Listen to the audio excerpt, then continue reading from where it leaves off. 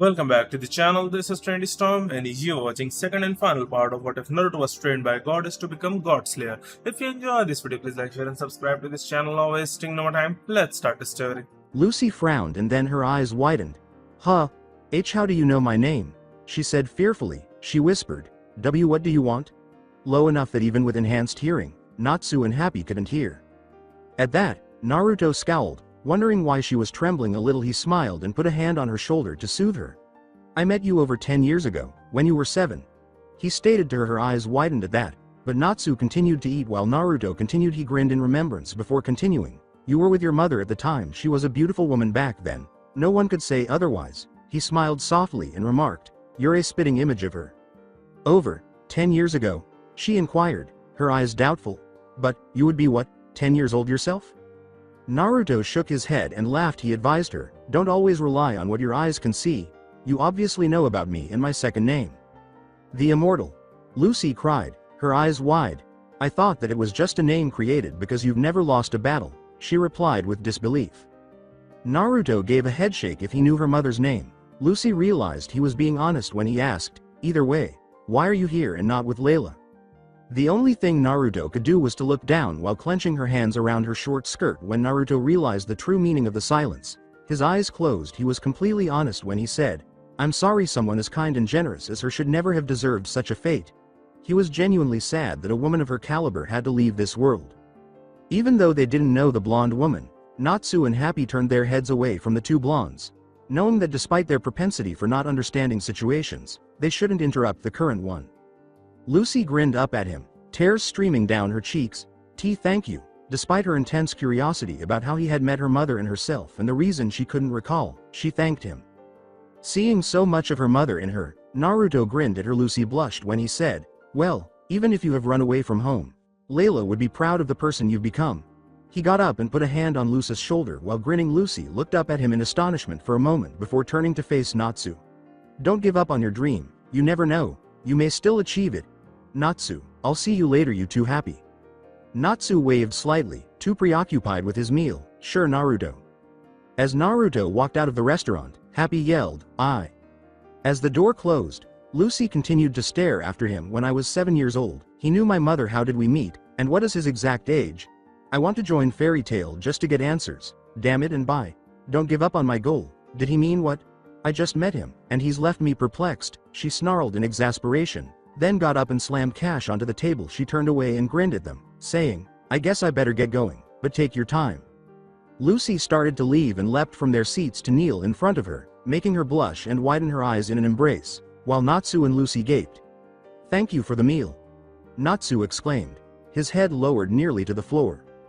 Happy yelled, Thank you. From the same spot Lucy blushed and squeaked as whispers spread throughout the eatery, causing her to self-consciously embrace herself. She yelled at them, Kya. Don't do that. With shame she attempted to stop them as she slowly retreated in the hopes of escaping, saying, Don't worry, you guys helped me enough as it is. So we're even, right? She inquired in a positive tone. With a frown that was invisible because his forehead was touching the floor, Natsu said, I don't feel like I've helped you at all. Happy agreed with her partner, saying, I don't feel right. Oh yeah, cried Natsu, burst into a broad smile. Still grinning broadly, he produced a sheet of paper bearing Salamander's signature.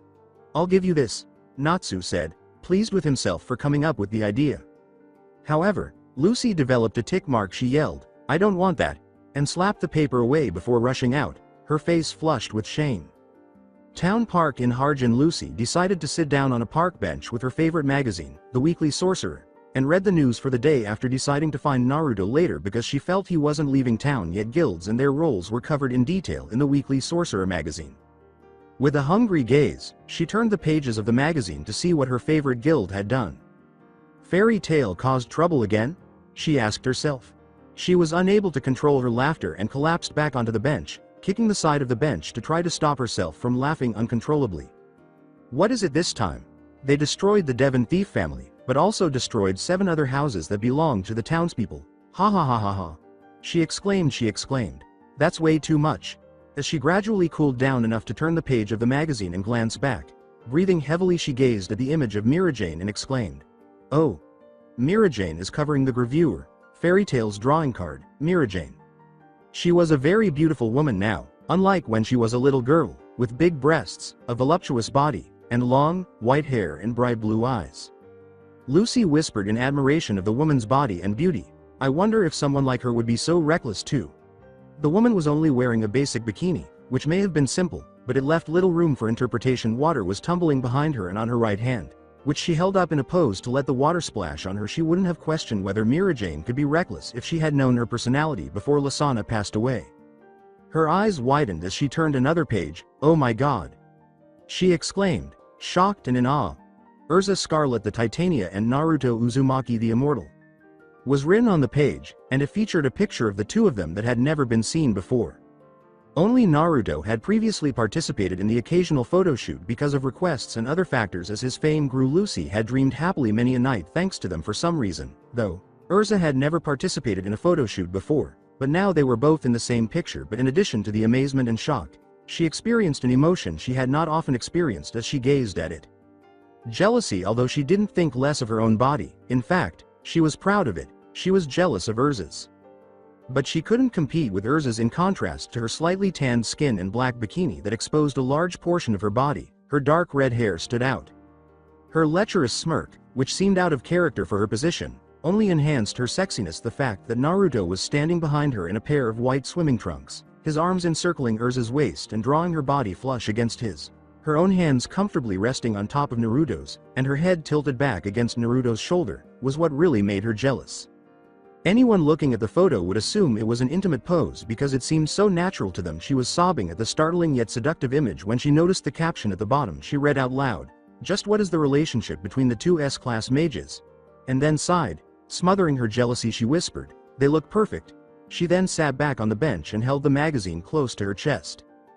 Desperately, she asked herself, I wonder how I can join Fairy Tail. Do I have to learn some strong magic? She sighed and muttered, I wonder if I have to go through interviews. Or is it only possible for Naruto-san, Urza, and Mirajane to join? She questioned herself, but she smiled to herself. In spite of those thoughts, she smiled and said, Mage Guild Fairy Tail. It's the best. Lucy squeaked and jumped in her seat, then turned around in a panic when she noticed a mop of blue hair and caped shoulders protruding from the bush behind the bench.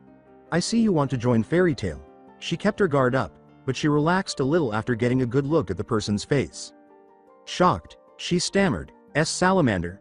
His typically arrogant smile widened as he started to emerge from it with the same endearing smile. He declared, Oh man, I've been searching everywhere for you. I truly wanted to invite such a beautiful lady like you to our party on the ship. Huh? She said before getting to her feet, her face displaying disgust. Let me tell you first, your charm won't work on my anymore. The weak point of charm is, understand, as long as the person knows about it, that magic is useless. Holding her bag, she walked away from him. I knew it, exclaimed Salamander with his smile intact. He told her, I knew you were a mage when our eyes met. It's okay, I'll be happy if you just come to the party. Lucy laughed at the idea itself. There's no way I would come to such a nasty guy's party. She said no. Salamander put on an offended expression and said, Nast? Me? With disgust, she said, I'm talking about charm. Do you want to get popular that much? Salamander waved a hand dismissively and said, That's only a trial. I just want to be a celebrity during the part. Lucy started to leave after giving her Ehad a partial shake. You're an idiot, not even close to being a popular mage. Salamander yelled, Wait up! With an almost imploring voice. When Lucy stopped completely, Salamander practically cheered, You want to join Fairy Tail, right? He cupped his chin in a reflective pose and smiled smugly when he saw Lucy turn her head to face him innocently. He inquired, Have you ever heard of Salamander from Fairy Tail? A minute ago, Lucy would have said, I have, with a nod and stars in her eyes. You are one of the mages of Fairy Tail? She exclaimed, her mind concluding that if everything fit, he must be. Salamander poked a thumb into his chest and grinned. He flashed a smile and said, I am. If you want join, I can talk to the master for you. For a brief moment, Lucy gazed up at him in a daze, but then hearts appeared in her eyes, and she disappeared from her position to join Salamander. She nearly gave him a hug as she said, Naruto-san was right. It'll be a wonderful party, won't it? The change in personality caused Salamander to perspire. He laughed and said, Why, your personality is easy to understand, huh? But Lucy ignored him, her eyes wide and hopeful as she looked up at him. She exclaimed, See, can I really join Fairy Tail? Salamander held up a finger and said, Of course. He asked, But please don't tell anyone about charm, okay? Lucy raised her hand in a high-pitched laugh. She yelled, "Okay. Okay, why?" loudly like someone who's insane. Salamander nodded and smiled smugly before turning to go as his red carpet appeared and he was able to hop on it. He waved over his shoulder as he took off, saying, "I'll see you at the part then." Lucy saluted up at the disappearing salamander, saying, "Roger, sir." But then something in her brain clicked and she lost the starry-eyed expression. She exclaimed incredulously, Hack. I fell for a pseudo-charm." Before smiling and laughing, "I can join fairy tale." "Woohoo," she exclaimed, but only after thinking of Salamander she shrugged and skipped off, smiling dreamily. "I guess I'll just have to be friendly with that idiot until I join, though I could have just asked Naruto, but, oh well," she said. Before a burst of smoke engulfed it, the lamppost that had stood next to the bench abruptly came to life with yellow lights running along it. A few seconds after the smoke had cleared, Naruto was standing there grinning. He turned his head to look down the path the girl had left behind and asked, Lucy, what am I going to do with you, huh?" He looked up at the blue sky and recalled the promise, saying, "Layla was right about you. That fake salamander may not be able to get you into fairy tale like you wish, but I can. I don't break my promises after all, and I don't ignore a woman's last words to me. Naruto-san, I have a favor to ask of you. I don't expect you to accept it, but..." "Layla-chan, just ask me." "Hey, very well, Lucy-chan is a lot like me, in more ways than just looks. I fear that one day I won't always be there for her and her father. He's become more obsessed with his business than family, Naruto-san. I fear that should such events take place that Lucy-chan will run away from home to follow her dream and nothing will stop her from achieving it. Like I said, she's a lot like me." "Layla-chan, Naruto-san, you're a strong man. You saved me and my daughter after all. What I'm really asking is, should you ever meet my daughter in the future, then please help her reach her dream. I'm asking you as a mother that wants her child to become great and achieve their dreams. Like I said, I understand if you won't accept, but..." "Layla-chan, I wouldn't be a nice guy to deny a request. Hey, while I can't promise I will meet her, I do promise that should I do, I will help her, and also, should something happen to you then, I will protect her, in your memory." "Thank you, Naruto-kun." With a sigh, Naruto turned to face the area where Lucy had also disappeared. He sighed as he started to walk to the location where he would be meeting Natsu and Happy. "Well, Layla-chan, you were right, she is just like you. Unfortunately, it seems like you were right about her father as well." He ran his hand through his hair, looked up, and closed his eyes. "Meeting you here and now, Lucy, I can't help but feel someone or something is setting up everything like chess pieces. For Amaterasu-chan, why am I here?"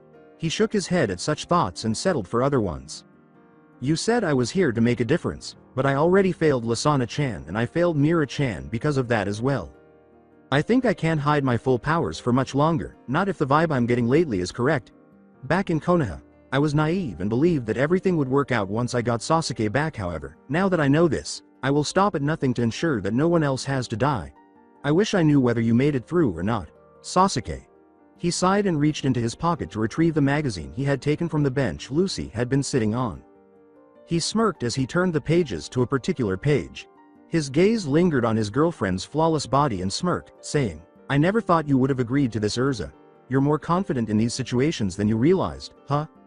He laughed, then turned back to the image of Mirajane and gave the equally stunning woman a gentle smile, saying, "I am one lucky bastard." Before shaking his head and closing the picture, he asked, "Was Urza telling the truth about you? Do you really feel that way about me?" He laughed as he sped away from his spot, saying, "I guess I'll leave that to Urza. She said she'll speak to you. I just fear you two will fight like you used to." Harjin Town's high vantage point that evening.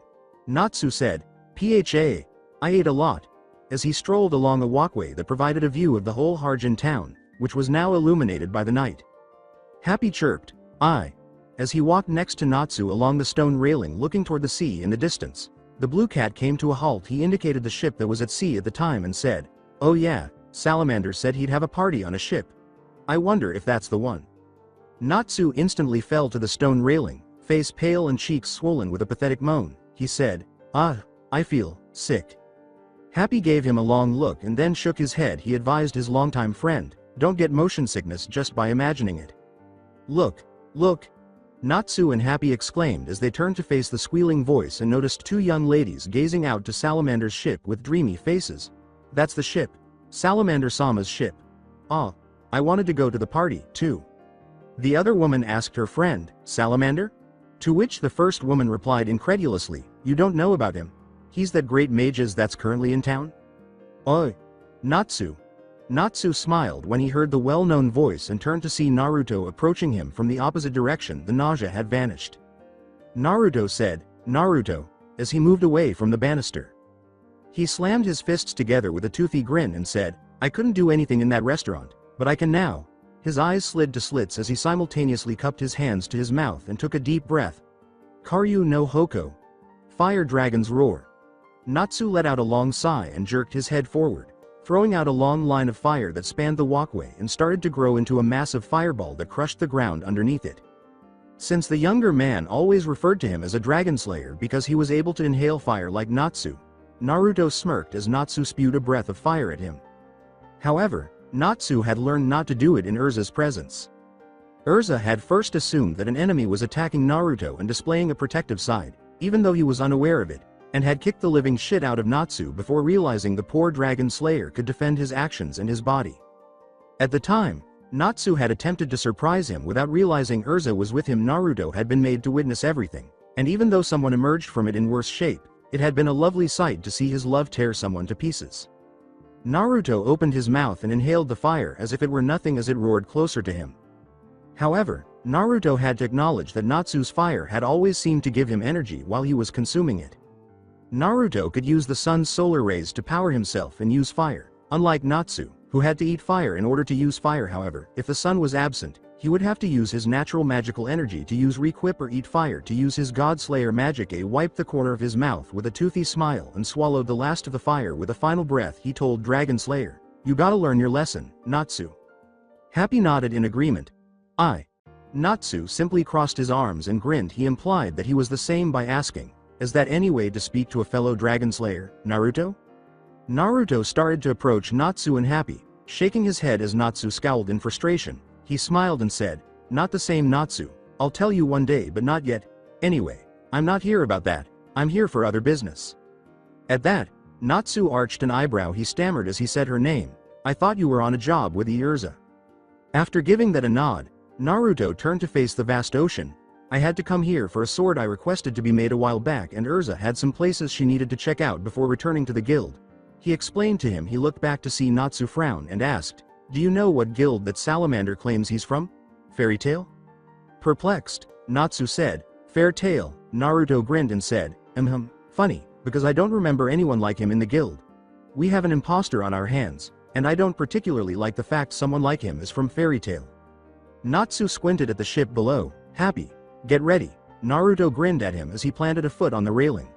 We're going.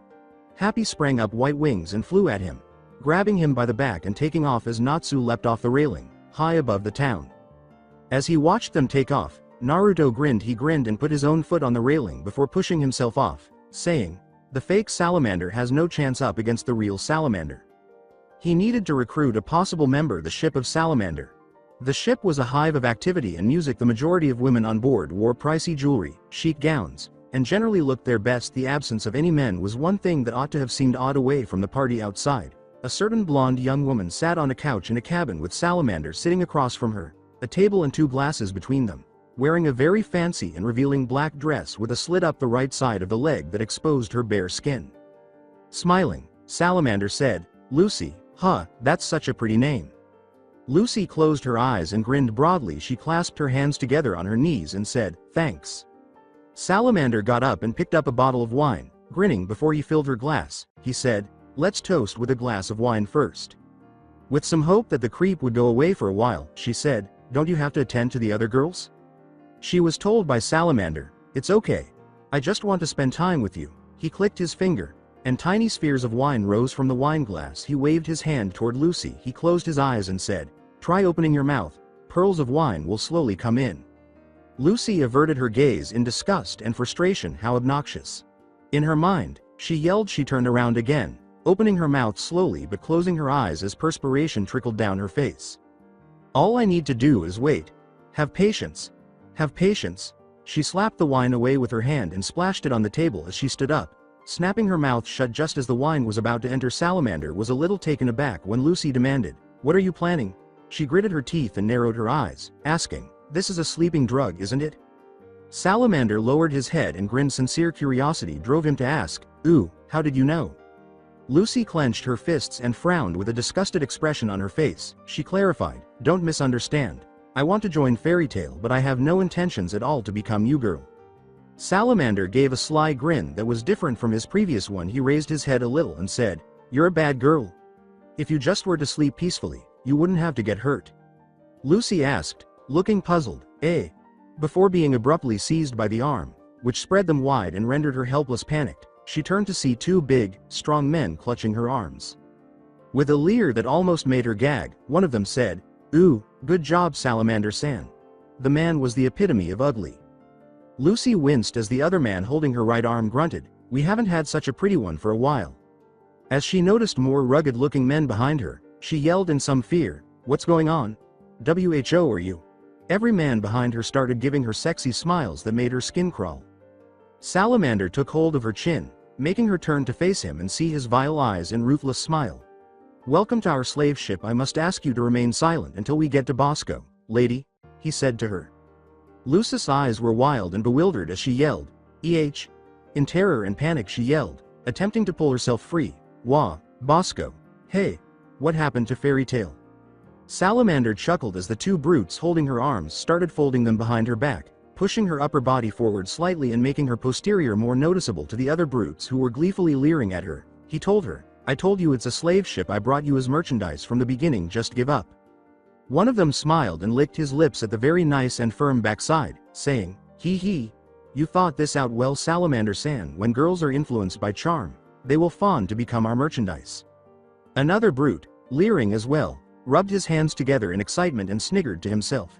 "It seems that charm won't work on this lady, so we'll just have to train her a little. He laughed to himself. At their words, Lucy looked down in horror, wondering what in the world she had gotten herself into. This can't be. What is he? With tears at the corners of her eyes, she asked herself, how is it possible for someone to do this? She froze when she felt a hand encircle her hip and run fingers over her exposed skin. When she felt the hand slipping away, she nearly let out a sigh of relief, but then she realized she was missing the weight of her keys that were fastened to a band. She noticed Salamander grinning smugly as she dangled her keys on his finger. "The keys of the gates, huh? I see. You are a celestial spirit mage," he concluded. "Celestial spirit?" One of the Salamander's crew members inquired, looking perplexed. "What is that? We have absolutely no clue about magic." Lucy watched in horror as her keys were thrown out of the window, saying, "Well, don't worry about it. Only contracted mages can use this magic. Meaning, it's useless for me." As soon as he was done, Lucy heard a splash outside, indicating that her keys had fallen into the water. She gritted her teeth and the tears started to trickle out of her eyes. This is a fairy tale mage, then. But when she considered Naruto and his fairy tale mark, she shook her head. He was completely different from this man. Salamander suddenly had a metal rod with a red edge to suggest the heat of it and a thick metal insignia on the end with steam emanating from it. He grinned malevolently, prepared to accept a lovely new slave. "Let me brand you a slave first. It'll be hot, but please bear with it." Lucy gritted her teeth and let the tears fall from her chin and roll down her face. She gave Salamander the most irate and disgusted look she could manage as she asked, "Abusing magic, cheating on people, and performing slavery?" She yelled, "You are the worst mage ever."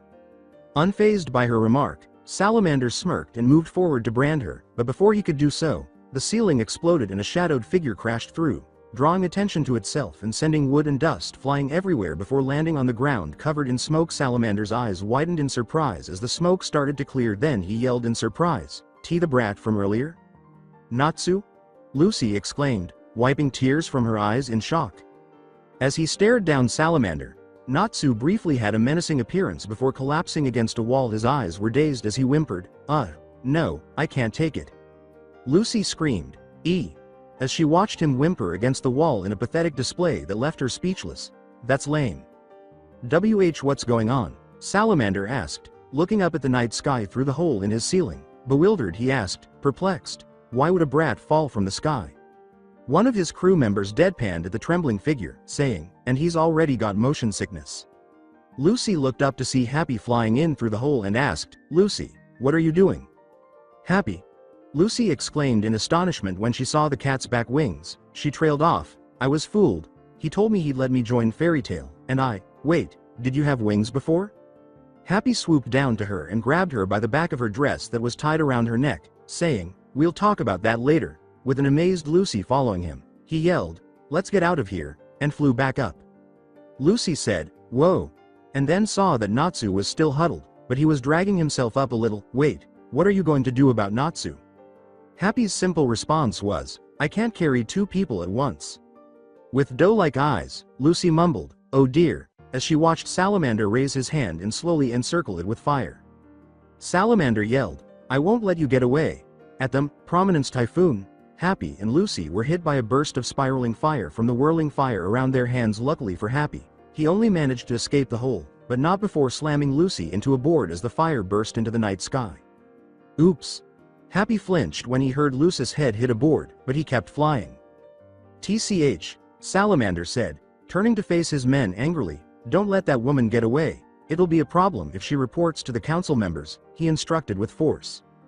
"Yes, sir," they all exclaimed as they hurried out the door, drew their weapons, pointed them at the flying cat, and opened fire. Whoa! Happy gave a little swerve as bullets passed them. Guns.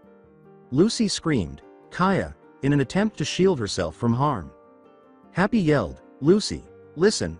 Exasperated, she shouted back up, "What is it at a time like this?" Happy said plainly as his wings disappeared and they both plunged into the vast ocean, "My transformation effect has worn off." Lucy screamed, "Shitty cat," as she hit the water. Looking down into the area of the ocean where Lucy and Happy struck, one of the shooters raised an eyebrow and asked, "Did we get her?" Lucy was engrossed in her thoughts as she started to gradually descend farther into the ocean. Is that the nature of fairy tale? I'm at a loss for what to think. No, I have to save those other girls first. She started looking for her keys. After gaining her balance enough to talk in the water, she quickly discovered them clinging to a rock. "There you go." She swam more quickly to her keys and picked them up, thinking, "I'm glad it's stuck on a shallow place." Natsu was slowly climbing the wall back on the ship. "Fi, Rai," he sounded. Salamander turned back to the ill-looking mage and raised an eyebrow, asking, "Huh?" Natsu gritted his teeth and narrowed his eyes as he growled, "Tail, you."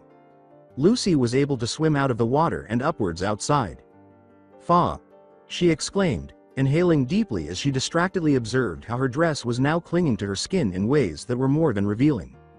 "Here I come," she said, presenting a golden key that resembled a miniature vase and had the letter U printed in ornate script twice on either side of a white background. At the key's handle she thrust the key and slammed it into the sea. "Open the gate of the water bearer. Aquarius." She stabbed the key, and a burst of water erupted from the spot, revealing the intended spirit in all its splendor. Happy just surfaced and saw the spirit for himself, and he exclaimed, "Hua!" In awe. Aquarius resembled celestial spirit. A mermaid. Her large breasts were barely supported by a revealing bikini top, and she had a long, scaled blue tail. She wore a jewel circlet and 2 gold armlets. She was holding an urn filled with water in both hands. "I'm a celestial spirit mage," Lucy proudly declared. Lucy turned to her summoned spirit and gestured toward the ship, saying, "I can use the keys of the gates to summon celestial spirits from another world. Now, Aquarius, use your power to send that ship back to the coast." Lucy saw Aquarius's barely open eyes. "TCH." She uttered the repulsive sound and then averted her gaze as though indifferent. Lucy developed multiple tick marks. She yelled, "Did you just say, TCH, huh?" at the water spirit. Happy said, "Don't be so picky about something like that," to Lucy. Aquarius muttered angrily, "You are such a noisy kid." She glared and said, "Let me tell you one thing, if you drop the keys again, I will kill you." Lucy nodded hastily and gave her spirit a shaky smile. "I'm sorry," she said, her eyes wide. As water accumulated in her urn from all around her, Aquarius appeared to accept that energy exploded out of her, and she slashed downward, pulling it back. "ORAAH!" she cried, causing all of the water that had accumulated and more to crash into the ship, hitting Lucy and Happy simultaneously as waves upon waves rushed by. Lucy cried out, "Don't flush me as well." As she was swept along by the swift-moving water, the ship was hit by the swift waves, which instantly blew it away with their immense force. It and its crew were then sent into the port, where the ship skidded along the docks, tearing the ground apart as the town's residents fled. With a start, one exclaimed, "Wow, what is it?" A ship stormed into the port. Salamander leaned heavily against a column on the ship itself, panting, gazing around at his sunk ship. He asked, "What's going on?" It stopped. Salamander and his crew turned to see Natsu getting up off the ground as the voice came from there with a toothy smile. he turned to face Salamander and the crew and said, "The rocking stopped." Lucy had coiled herself on the deck of the ship. Clinging to a railing outside, she was glaring at her summons at the moment. "What were you thinking? How could you flush him along, too?" she yelled. Frustrated, Aquarius palmed her face. She complained, "My bad, I flushed the ship as well." That made Lucy do a double take. She screamed, "Were you aiming at me?" Aquarius simply stared at her without responding. She told Lucy, "Don't call me for a while, I'm going on a trip with my boyfriend for a week." She then smirked and appeared almost mocking, "With my boyfriend?" Lucy yelled in rage, "No need to repeat that." Lucy abruptly grabbed Aquarius as she was ready to go, causing the spirit to frown. Aquarius raised an eyebrow at Lucy's serious expression as she said, "Wait, I need to ask you something. You was my mom's spirit before she, so, did you ever meet someone called Naruto Uzumaki? He said he knew my mom, I want to know how." For a brief moment, Aquarius gazed at her, but Lucy could see that she was surprised. Aquarius disappeared to return to her world after saying, "Naruto Uzumaki? Huh? He saved you and your mother many years ago when I could not, that is all I know." Lucy gazed at the void for a while. "He saved us?"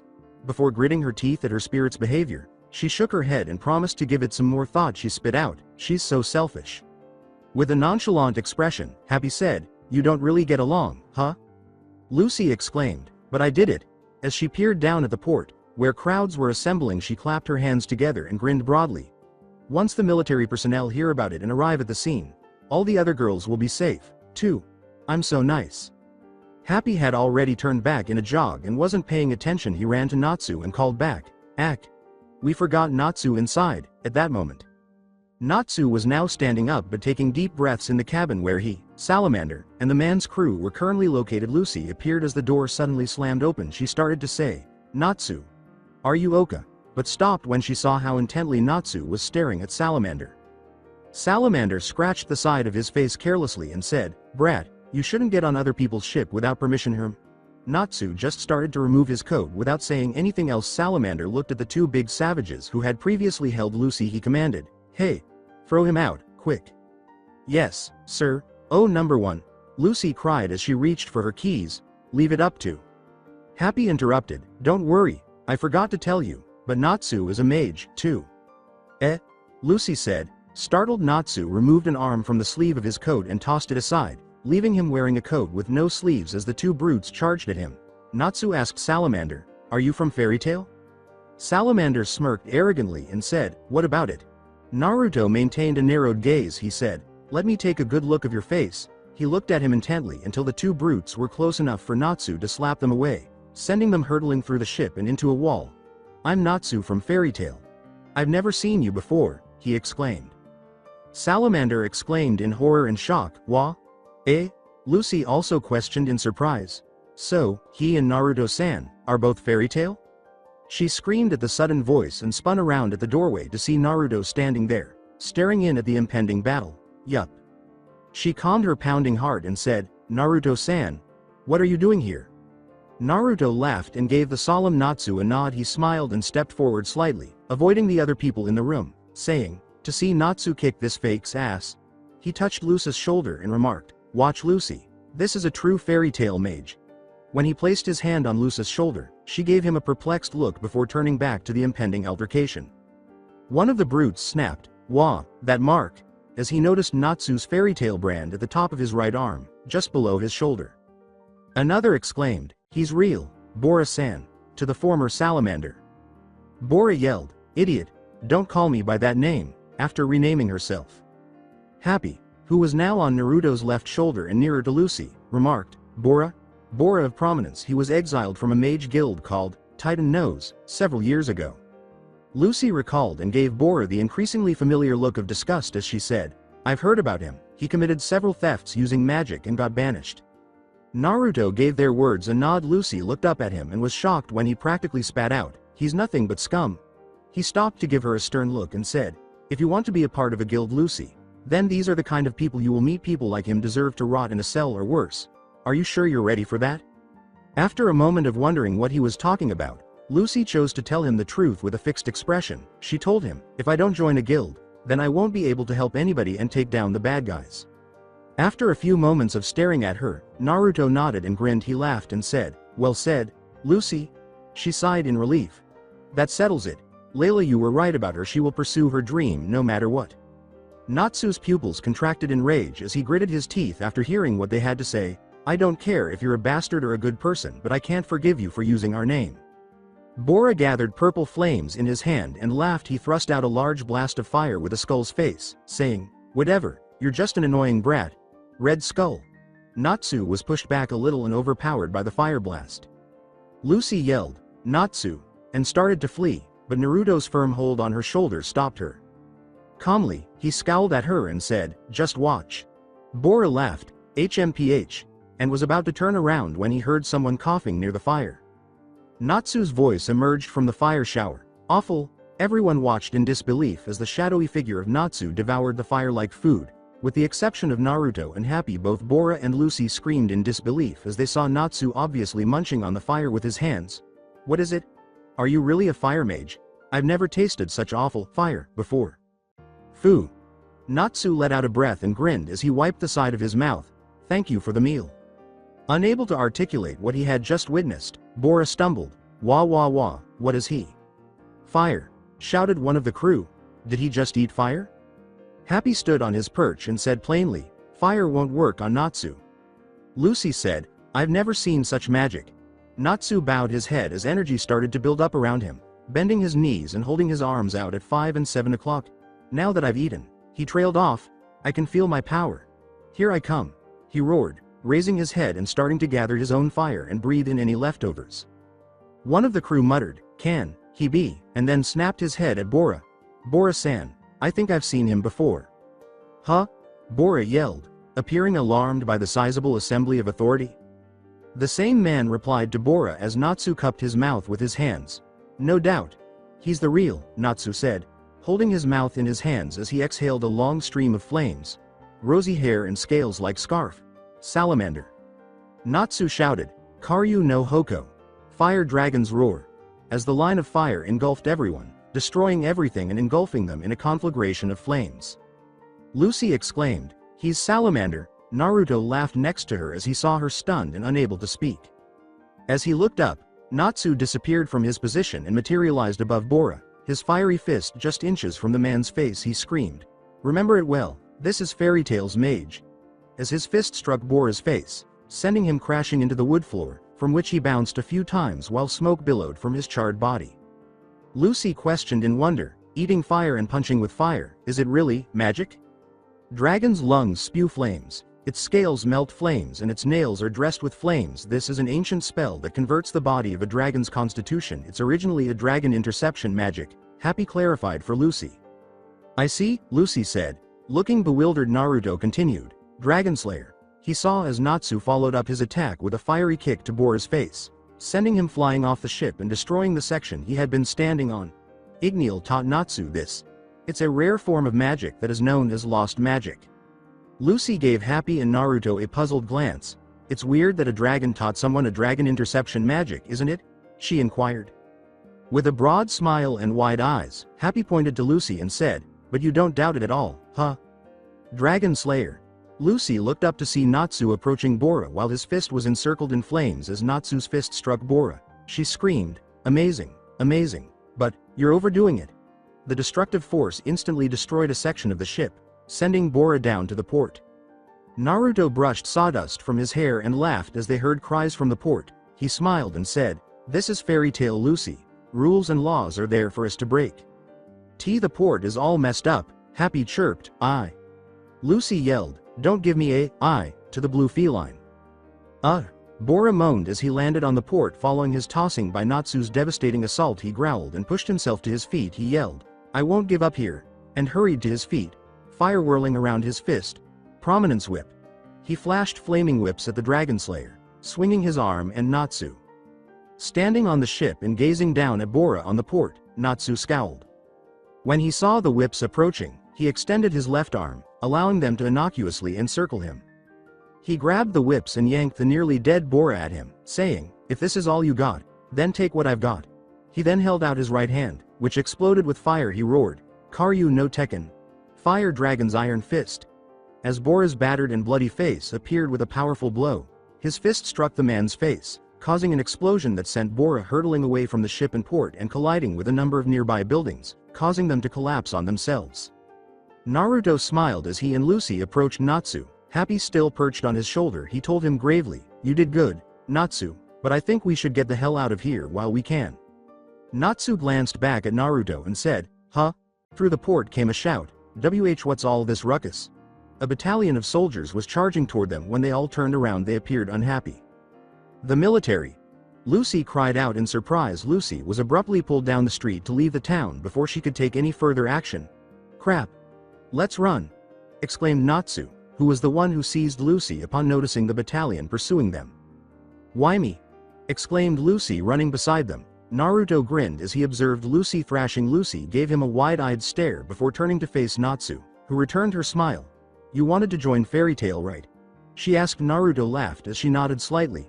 "Then come with us," was all it took to make her smile broadly.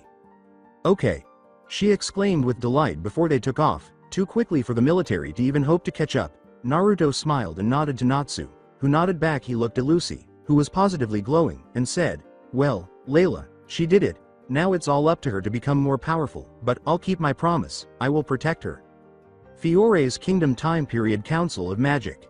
The council member who had been standing on a huge rotating magic circle roared, "Those idiots of Fairy Tail have gone and done it again," and slammed a newspaper on the table they were now seated around. "They destroyed half the port. Can you believe that? I won't be surprised if a town disappears one day." Another, more composed voice, which sounded almost afraid, said, "Don't jinx it, I feel like they really might do that." The same person who slammed the newspaper down said, "Anyway, I reported to the government that they did it to arrest the criminal Bora." "Oh geez." Unlike the rest of the council, Seagrain leaned carelessly on the table and laughed. "I like those idiots, though." "You just shut up," yelled Org, a council member. He genuinely detested Fairy Tail because of their alleged stupidity.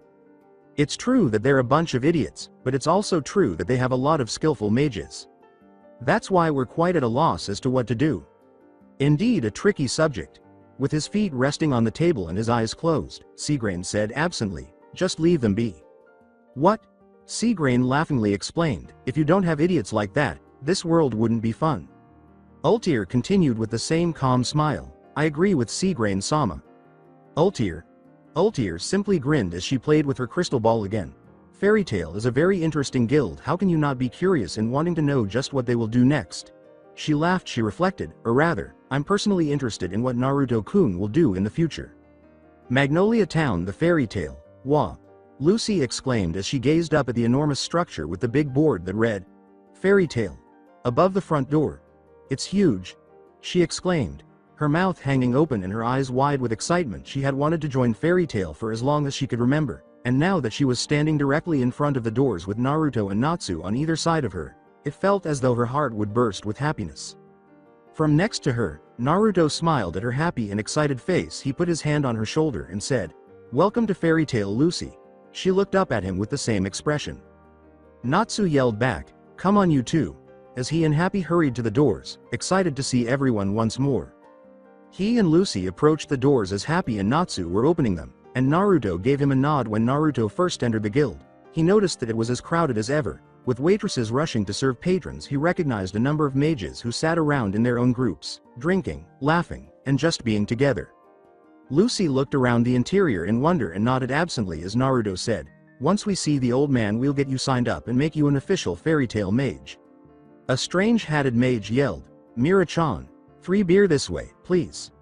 Mira-Jane turned to the voice smiling, wearing a white flower bracelet, a blue teardrop necklace, and a maroon dress with pink trimmings that showed off her ample cleavage. She cheerfully called back, coming right up. A mage by the name of Wakabamine yelled, "Mira-chan," while holding a pipe in his mouth and a hair that hung past his forehead like a roll of bread. As he removed the pipe from his mouth and exhaled heart-shaped puffs of smoke, she turned to face him and said, yes, what is it?"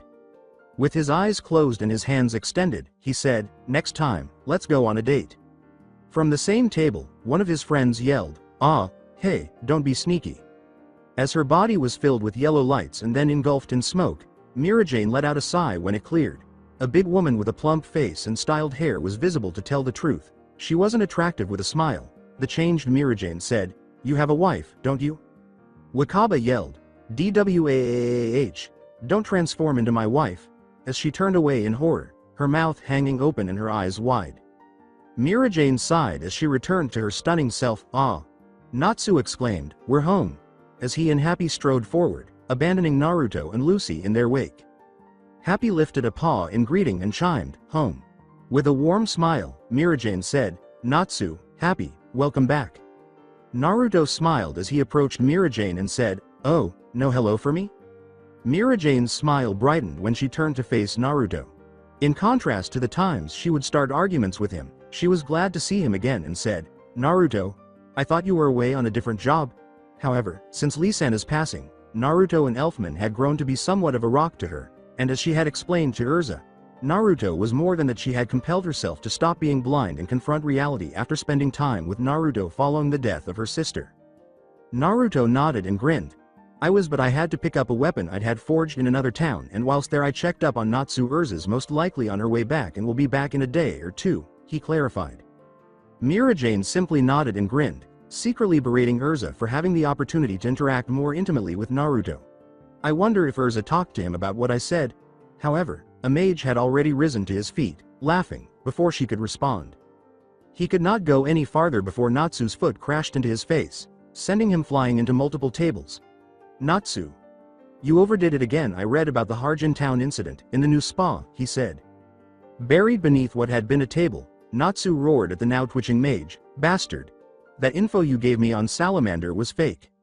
With a sigh, Mira Jane grinned at the screen. She said cheerfully, Now that Natsu is back, the guild might be torn apart soon." Wakaba exclaimed, "It's already being torn apart," behind Mira Jane. Lucy stood in the doorway, staring as if in a trance, unable to stop herself as Natsu started fighting with everyone and destroying everything that stood in his way. She simply looked around on a subconscious level. She also noticed that Mira Jane had gotten closer to Naruto when he approached her. "Stop, Natsu, someone. Get off. You, Natsu." "Who?" Lucy exhaled, her eyes wide with anticipation. "OWWWW. Happy came flying this way." Still in some sort of awe at how far she had come, she whispered to herself, "I really came to Fairy Tail." Ignoring the fighting for the moment, Naruto turned to Mira Jane. Given that the master was typically seated on the bar, he noticed the master's absence and inquired, "Mira-chan, where's the old man?" Mira Jane glanced at Naruto and said, She chuckled and said, "He's around somewhere, doing what he does, whatever that is anyway." "Why?" she asked, cocking her head to the side, and Naruto simply gazed at her appearance alone. Even though he had always thought Mira Jane was a beautiful woman as she grew up, he had simply dismissed any less than flattering opinions. He wasn't blind to a woman's beauty, not after all these years of living.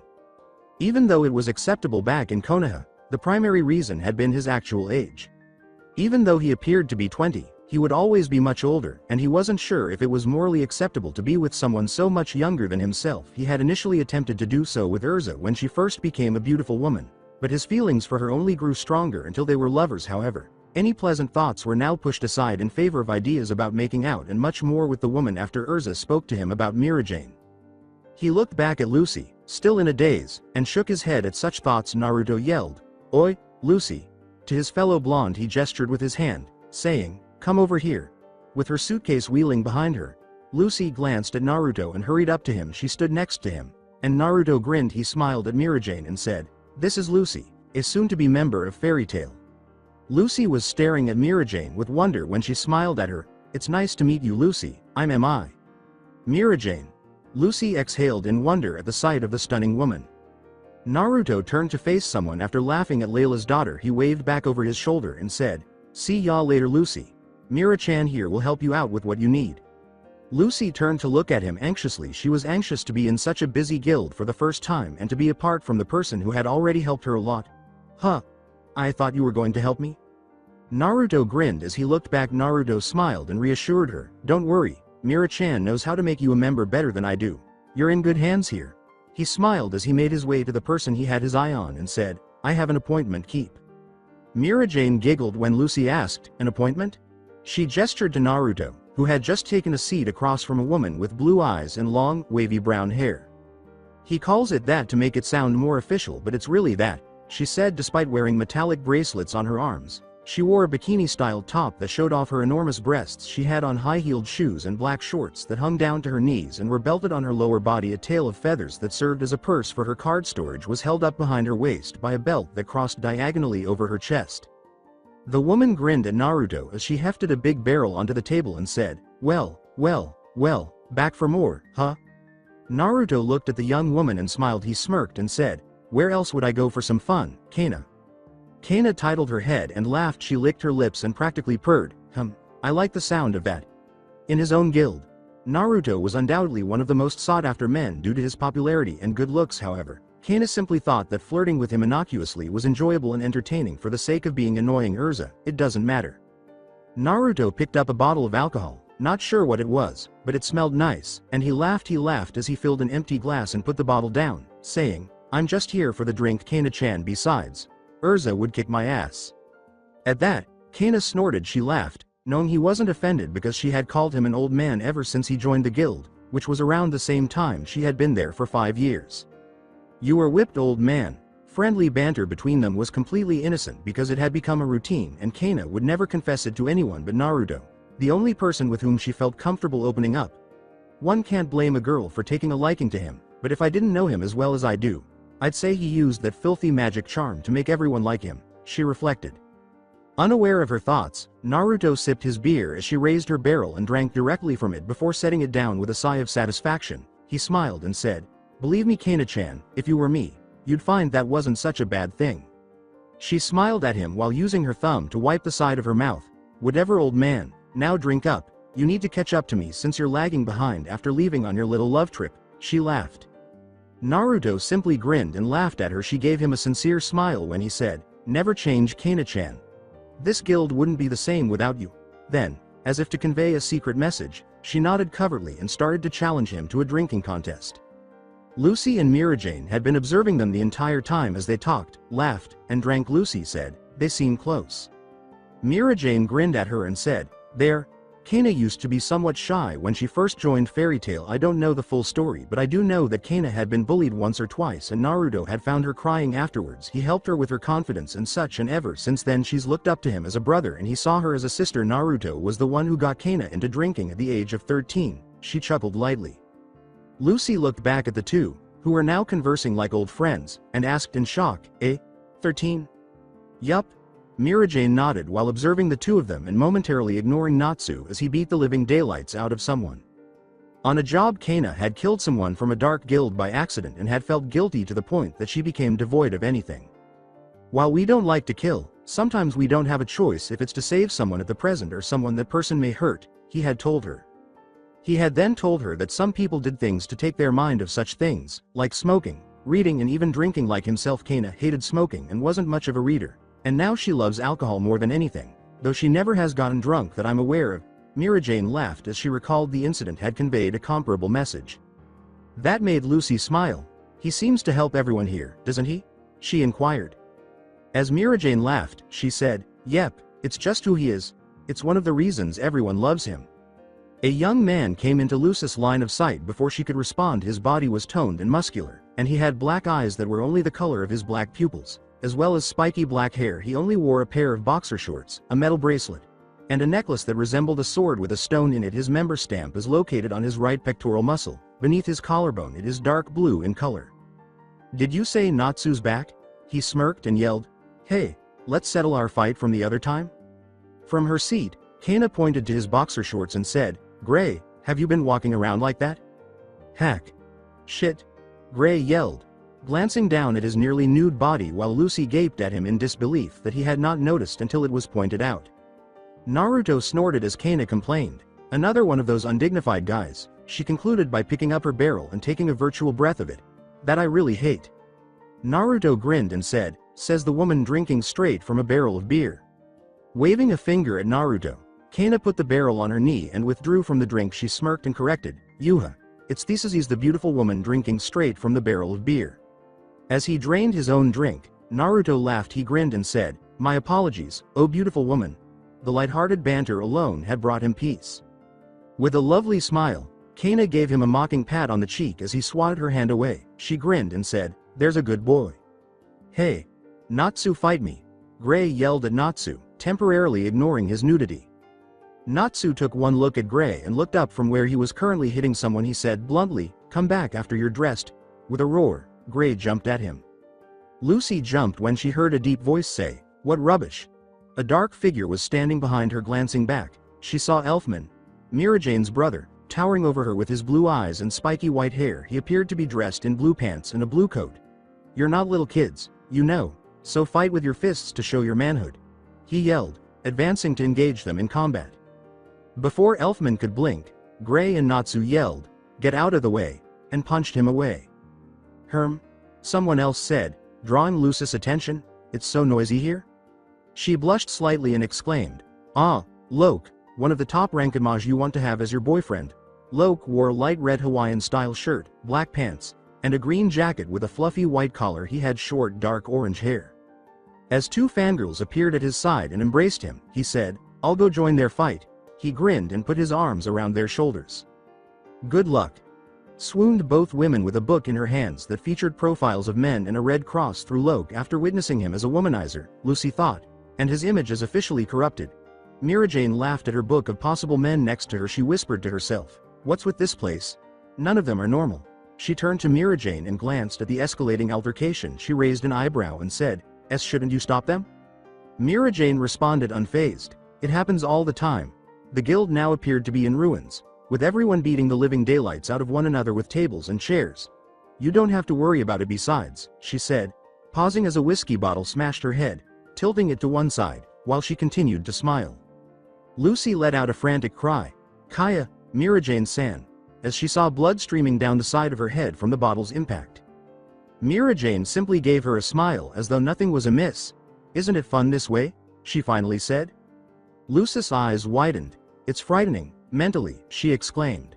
Lucy was startled when Gray abruptly crashed into a table next to her, shattering it. She was even more startled, though, when she noticed Natsu grinning broadly while holding up a pair of boxer shorts. She turned, knowing better than to, and saw Gray get up. Staring down at his now naked body, he spread his BDOY wide and yelled, "Oh, my underwear," letting Lucy see everything. She put her hand over her eye and screamed, "Don't face this way." Yes, she only had one eye, and she was staring at Gray with the other. Her subconscious perversion probably showed up before she could stop it. When Gray finally caught sight of Lucy, he approached her nonchalantly and extended a hand. He was about to say, "Lady, if you don't mind, please lend me your under," but Lucy's fist was inserted into his face, causing him to collapse. "No way would I do that." Lucy was lifted off the ground and placed in someone's arms before she could blink. In his arms, Loke smiled charmingly and said, "Ah geez, people with no elegance are really troublesome, don't you think? By the way, which modeling agency do you belong to?" Lucy simply had the appearance of a deer caught in headlights. "What is this? How could so much happen in so little time?" she asked herself. When knocked away, Elfman yelled, "Men should fight with fists," and got back up. To the greater man's chagrin, Natsu yelled, "I said you're getting out way," and punched Elfman in the face, knocking him back once more. With bottles and tables flying everywhere, Kana turned away from Naruto to the crowd and grunted, "Ah, so noisy." As she heard Naruto mutter to himself, she mentally laughed, "I can't even drink peacefully with the old man. It's time to end this." She flicked her wrist, and a cross-adorned card materialized in her luminous hands. Gathering energy around his hands, Gray appeared to agree as he extended his left palm and slammed his right fist into it. "I've had it." "Nuoh," Elfman exclaimed, imitating them and raising his right arm as solid rock started to form around it, forming an arm that would likely kill someone with a single blow. Loke whispered, "What a troublesome bunch," as he put his thumb and finger on his right ring finger, making it glow with magical energy. A tremendous amount of fire engulfed Natsu's hands, and he roared, "Come and get me," he shouted, giving them all a challenge. Naruto felt the power building and shook his head. He muttered to himself as he raised his glass to his lips.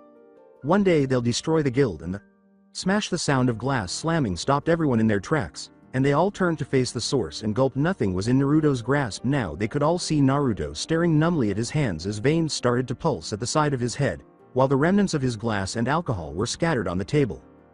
Despite not being an alcoholic, famous S-class mage Naruto Uzumaki was notorious for his love of the drug. Whenever he unwinded in the guild or even at home, an unwritten rule was that no one was to ever, never, take his alcohol away from him or try to stop him. The final individual who carried out the act discovered why Naruto was in his class.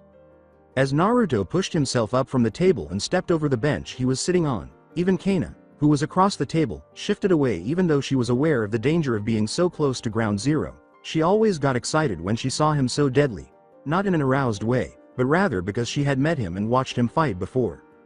Without a word, Naruto extended his hand, and Senbon Sakura materialized in it in a burst of light. It was a standard katana with a basic open-frame crossguard that resembled a 4-pane window. Its pink-wrapped hilt was white in color. They all almost shit themselves when Naruto raised his head and uttered a single word, "Chire." Scatter. The blade broke apart in front of their eyes into 1,000 thin, tiny pieces of pink blade, which then flew away from the hilt, leaving only the handle of the sword in Naruto's grasp. The segments then started to swirl around Naruto, tearing up the floor and nearby tables and benches. Lucy cried out in amazement at Naruto's magic. They're using magic. And what's up with Naruto? Mirajane chuckled softly. She nodded and said, "This is getting pretty intense. Naruto uses a magic called Requip, which he can use to summon swords from a pocket dimension. He has some special swords that each have their own abilities, just like that one right now," she clarified. Naruto yelled, "Die!" and pushed his hand forward with fire blazing around his hands. Natsu threw himself at the pink blades that were hurled at them, while everyone else went on the defensive. "That's enough." Naruto sighed as he reformed his sword, realizing that playtime was over. But before anything could happen, a big black foot crushed Natsu into the ground and stopped the miniature blades from attacking. "Cut it out, you fools!" Lucy yelled, "He's humongous," as she gazed up at Makarov's monstrous appearance. Even though they were still glaring at each other, everyone sighed as they started to deactivate whatever magic they were going to use. Mirajane was a little taken aback when she saw the huge figure. She said, "My, you were here, Master?" Lucy questioned incredulously, "Master?" After glaring at one another, Gray and Elfman grunted and turned away. "HMPH." With 2 fangirls in his arms, Loke questioned, "It was scary, wasn't it?" They said, "It was," and gave him a hug with a grunt. Kana returned to her seat and placed her hand on her barrel. "Booze." She gave another caveman-like grunt now that the excitement was over. Naruto sat down across from her as well. He brushed the glass shards away before picking up another. Lucy shook in terror as the master's enormous form finally saw her and loomed over her. "Mew? A newcomer?" he questioned Lucy's quivering body. Lucy struggled to maintain a smile as she looked up with wide, trembling eyes. At last, she responded, "Why yes." After a moment of staring at her, the master's face contorted and he let out a loud growl, which made Lucy tremble in terror and start crying. If he hadn't known how much she wanted to be accepted into the guild, Naruto, who had been keeping an eye on her to make sure she was okay, would have thought the scene was funny. Lucy was able to calm down and wipe her eyes because the master actually started to shrink before her eyes before changing into his true form. She screamed at his gnome-like size. "What?" Makarov just grinned at her while holding a stack of papers. He waved and then bounced up to the 2nd floor, hitting the banister squarely and scrambling up to stand on it and gaze down at everyone. "Nice to meet you." He waved the pile of papers at them and said, "You've done it again, fools." He put the stack to his face and started reading, saying, "Look at these documents I received from the council. First, Gray." With a sour expression, as though he didn't want to hear it, the aforementioned individual said, "Huh?" Makarov exclaimed and then sighed. "Good on sweeping out the smuggling organization, but you walked around naked in town afterwards and ran away after stealing underwear that was being dried." Gray questioned, perspiring a little, "But wouldn't it have been worse if I had been naked?" Elfman looked at the young man who had been reprimanded and said, "Then don't be naked in the first place." Makarov read, "Elfman, to catch the big man's eye. You had a mission to escort a VIP, but assaulted him during the mission." He said, "Men are all about education, so." Makarov shook his head at Elfman as he scratched his cheek. Makarov said, "Kana Alberona drinking 15 big barrels of alcohol and charging it to the council." She averted her gaze a little. "They found out," she muttered, embarrassed that she had been discovered at all. Naruto laughed as he shook his head at her and received a glare from her that was merely a warning to stop talking, with no real malice. Makarov continued, "Loke, flirting with council member Elder Raiji's granddaughter. A certain talent agency charged us for damage compensation too." Loke frowned and turned his head away. The only defensive thing he said was, "She had talent." And Natsu, at this point, the master's head lowered as though in pain, and Natsu, still on the ground after being crushed, made a face because he didn't want to hear his charges. He finished, and everyone gave him some respect for causing so much damage, but most of the looks were sympathetic. You destroyed the Dion thief family, but also destroyed 7 other houses that belonged to the townspeople, leveling a historical clock tower in Tully village, burning down a church in Frisia, damaging parts of Lupinus Castle. Mizuna Ravine Observatory collapsed, and this stopped its operations, destroying half of Harjan's port. Lucy listened to his charges with her head tilted in astonishment and awe, she thought in amazement.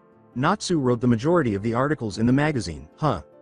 Makarov inhaled deeply. Naruto, said the individual, raising an eyebrow in the process. You took out the entire Red Arrow Dark Guild by yourself. You destroyed their guild building and the 10 houses that once surrounded it. You also cleared out all of the bandit gangs in Frisia City, but in the process you wiped out half of the marketplace, he concluded. Eh? Did he remove a dark guild by himself? Lucy thought in astonishment. Naruto shrugged and sighed at the list. He defended both his and everyone else's actions, saying, anyone who hires Fairy Tail should know the likely result. If it's anyone's fault, it's theirs for not thinking ahead. He smiled as he avoided a glass that struck someone else, sending them sprawling from the impact. Then again, I doubt anyone can predict Kana-chan would be such an alcoholic. Kana huffed and turned her head away, but he smiled back at her. After giving that a nod, Master looked over all the papers and decided it was a good defense. Makarov sighed. Alzak, Levy, Ritas, Warren, Biska, guys. The council members are angry at me all the time. As most people looked down, Lucy tensed up below, wondering what would happen, and gritted her teeth in anticipation. But Makarov grinned as he held up the grievances, which quickly caught fire. Forget about the council members. Lucy mumbled in surprise at his reference to the council, eh? When Makarov first threw the burning stacks of paper into the air, Natsu jumped at them and caught them in his mouth like a dog, but he didn't say anything else. Listen up, the power to overcome reasoning is born from reasoning. Magic is not a miracle. When the spirit within us and the spirit flow in nature connects, they will form an embodiment for the first time. You will need a strong mentality and a lot of concentration for that. I mean, pouring all of your soul into whatever you do is magic. If you keep worrying about the watchful eyes of the higher ups, your magic won't improve. Do not fear the fools of the council. Do whatever you think is right, he screamed at the end, eliciting approval from his kids. That's the way of the fairy tale mages. Despite the guild's current state, Lucy grinned broadly and felt warmth radiate through her as everyone cheered and laughed. She looked at Naruto, who looked back at her, grinned, and nodded, which made her smile even more. Lucy had only been at the guild for 2 hours when things had returned to normal. Everyone was sitting with their friends, eating dinner, and unwinding before starting a job. Lucy was seated at a table with Natsu and Happy, who were enjoying a fiery meal that included fire chicken, fire pasta, and a fire drink. It was the most strange thing she had ever seen. At the moment, she was awaiting Mirajane's stamp, which would officially grant her membership in Fairy Tail. She turned to see Naruto sitting on the same bench, with Kana now sitting next to him rather than across from him. They were seated with 2 additional individuals. Natsu seems to enjoy fighting with Grey Fullbuster because she knew he had a slight fetish for stripping for no apparent reason. Elfman was the other person. She discovered that he liked the word man, and used it in any sentence, regardless of its meaning, which frequently left people perplexed. She discovered other people, Levi Magarden, Dwa, and Jet, whom she now knew by name. The way they behaved around each other gave the impression that they were all close friends. According to what she had heard, the 2 men appeared to be crushing on Levi, or perhaps they simply admired what she did. She couldn't be sure because she was so new. When Lucy returned her focus to her table, she noticed a stranger asking Natsu, so we're called the Salamander in other times, Natsu? The man muttered, true, your magic would fit that description, while Natsu nodded absently, too preoccupied with his meal. Happy spun around grinning and exclaimed, if Natsu is the salamander, I want to be the catmander. What's that amander thing about? She reflected to herself. She was startled out of her reverie when she saw Mirajane approaching. Lucy placed her hand on the table with the back facing up, and Mirajane smiled at the blonde while holding up the stamp. She questioned the newest member, you want it here? Yes. Lucy exclaimed with joy, causing Mirajane to laugh. A surge of energy erupted from Lucy's hand, and Mirajane pressed the stamp down on the back of it for a moment before pulling away. The fairy tale crest was now printed in pink on the back of her right hand. Mirajane grinned at Lucy's joyful expression as she gazed at her hand in wonder, saying, there, now you are a part of Fairy Tail. Lucy exhaled, then turned to face Natsu and raised her hand in a, whoa. She was giddy as she exclaimed, Natsu. Look, she gave me the mark of Fairy Tail. Natsu swallowed a mouthful of fire and grunted as he glanced up at her, saying her name incorrectly. He congratulated her, saying, good for you, Luigi. She yelled, it's Lucy, at him, congratulations, Lucy. Lucy jumped a little and spun around to see Naruto grinning down at her. She wondered in silence how he was able to ambush her so extensively without her noticing until he spoke with an inexplicable laugh. Naruto turned to face the master seated on the bar. Makarov gave him a nod of approval and said, "Master, I'm off, see you later." After turning back to face Lucy, Naruto touched her shoulder before he left. He said to her, "Good luck, Lucy, in this guild, you need it." "Oi, old man," Naruto said, turning to Kana, who had called him. She smiled and said, "Don't be a stranger." "Wouldn't dream of it, Kana-chan." He nodded before leaving the guild. Lucy observed everyone bidding him farewell or simply nodding as he went by. As she watched Naruto depart, she could tell by the way everyone treated him that he was well liked by everyone, and most of the women were grinning mischievously at him as he went by and laughing with one another. Mira-Jane smiled and said, You see something you like?" as she saw Lucy observing Naruto go. After blushing and stuttering at her, Lucy composed herself perhaps a little too loudly. She protested, "And no, it's nothing like that." She sighed and took another look at Naruto's form. "I just didn't realize he was so well liked. I always read magazines about Fairy Tail and Naruto-san, but they never really said what they were like or what they could even do. I guess seeing it from this perspective is a bit new for me." She clarified everything she could. Mira-Jane nodded, smiling affectionately as she looked after Naruto. He may not speak to everyone as much as he does some, but everyone does seem to like him regardless." Lucy was right. Lucy noticed that it was just after 6 o'clock in the evening and asked, "Why is he leaving this early though?" Lucy was perplexed by Mira-Jane's sorrowful smile. Lucy was perplexed but resolved to get to know Naruto and the other members of the guild. After Mira-Jane stated, "Every time Naruto comes back from a job, whether it was short or long one, he would go visit someone." However, Levi blocked Naruto's path, crossed his arms, and leveled his gaze before he could escape. Levi was a young adolescent girl who was shorter than average for her age and had a slim build. She wore white pants, a short green top that was open enough to reveal her yellow bra, and long blue hair with a hint of purple. Her hair was tied up around her head with an orange bandana on the left shoulder. Blade was her member stamp. As she gazed at him, Naruto raised an eyebrow and said, "Yes?" Without a word, Levi gazed at him and then extended her hand as though anticipating something, though there was now a hint of excitement in her eyes. Naruto laughed at her before taking a beige book with the title, "Loveless," on the front and an ornate border around the edges out of his hakima's back pocket. Levi reached for it, but Naruto stopped him in his tracks. He lowered the book and smiled as Levi grabbed it away. "This isn't finished yet, but since I'm such a nice guy, I'll let you read what I have so far and also let me know how it is." Levi held the book and grinned. Her love of books was well known, but reading something written by a friend was always more enjoyable because she could discuss it with them. Since she was too small to reach Naruto's neck, she leapt up and wrapped him around the waist. She yelled quickly, "Thank you, thank you, thank you," and ran away. When Naruto noticed Levi seated at a table that she typically used for reading and decoding books, he grinned. He shrugged and moved toward the double doors, pushing them open as he left the guild. The grave of Lasana. While standing in front of Lisana's gravestone, Naruto muttered, "Hey Lasana-chan." The hut she had built for herself and Natsu during the time they were raising Happy while he was in an egg and even afterward was next to her grave. They decided to build Lisana's grave there because it had a special place in her heart. As he reflected on some of his moments with Lasana, he sighed, "It's already been 2 years since that day, and it already feels so much longer." Rewind. 10-year-old Lasana yelled, "Naruto Aniki!" As he walked into the guild. Before he could say anything, she rushed up to him, smiled excitedly, took his hand, and proceeded to drag him along the guild. To the laughter of others, she pointed to a blue object resting on a younger Natsu's head and exclaimed, "Look, look," with excitement. Naruto cocked his head at the odd object and asked, "Huh? What is it?" Lasana asked, holding onto his hand, "It's a cat." She grinned and made Naruto laugh, saying, "Natsu found a large egg and I helped him hatch it. Happy was born from it a couple days ago. He's mine and Natsu's son." "Your son, he asked, turning to see Mira-Jane, who had clearly heard her, staring at Lasana with a chuckle. She only grinned broadly when he leaned down and put a hand on her head and ruffled her hair. He hoped the cat was named Happy because she had given it that name, and he told her, "Well then, make sure Natsu doesn't spoil him too much, and since one day Natsu will be your husband, you'll have to make sure he takes care of Happy." Lasana looked at Natsu, who was petting Happy, and put on a serious expression. She nodded resolutely, looking too adorable for words. Defiantly, she declared, "You can trust me, Naruto Aniki." She promised to ensure that Natsu would be a wonderful father to their son.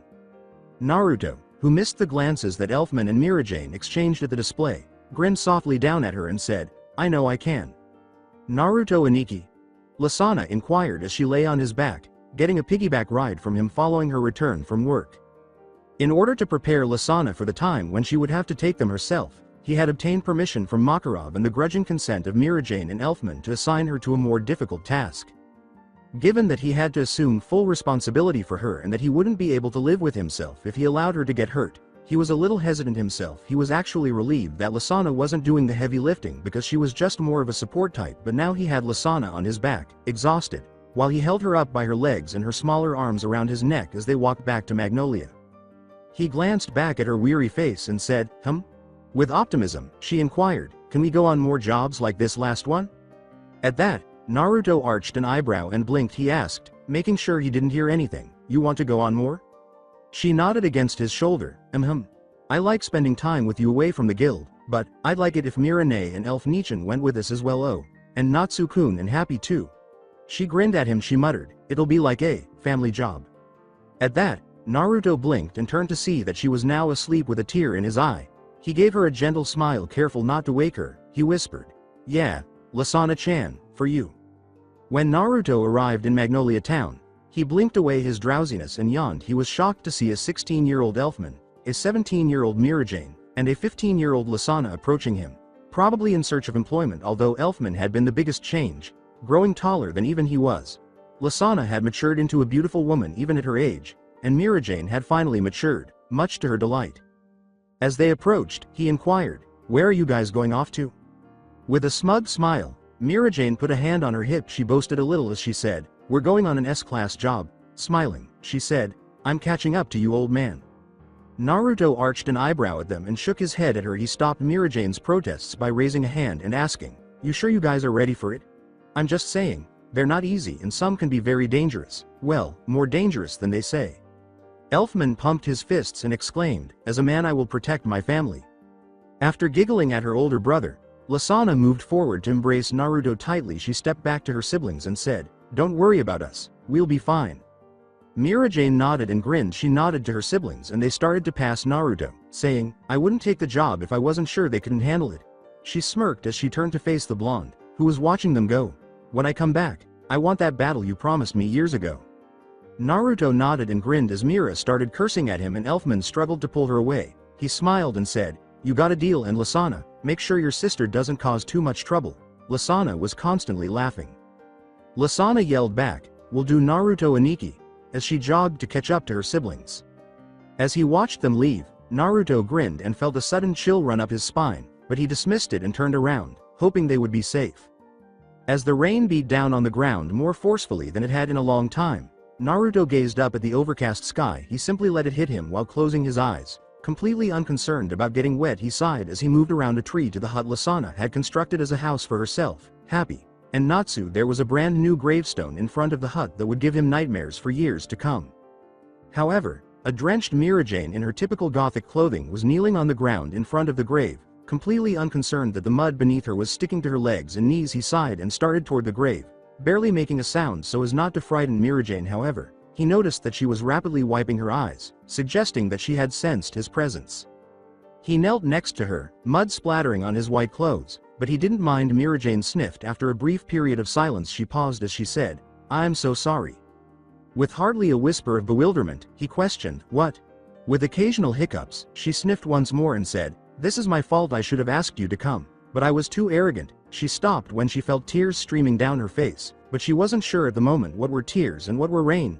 I wanted to prove I was better than you, and want to prove myself to you, but all I received was El Lasana, she said. She gave Naruto a look as he muttered, shut up. He ran a hand through his wet hair and sighed, stop blaming yourself.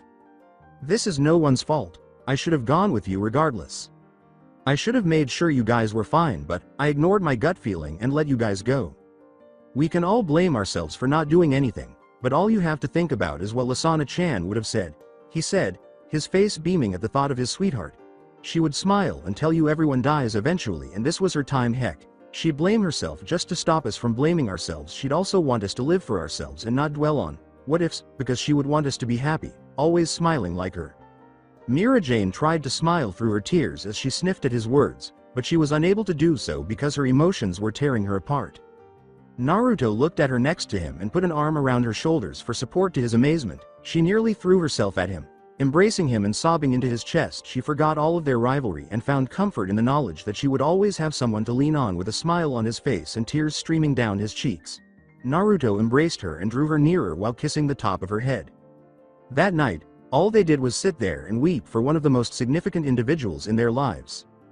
End of flashback. Naruto wiped away a tear and sighed. He turned to face the speaker and said, "I thought you'd be here."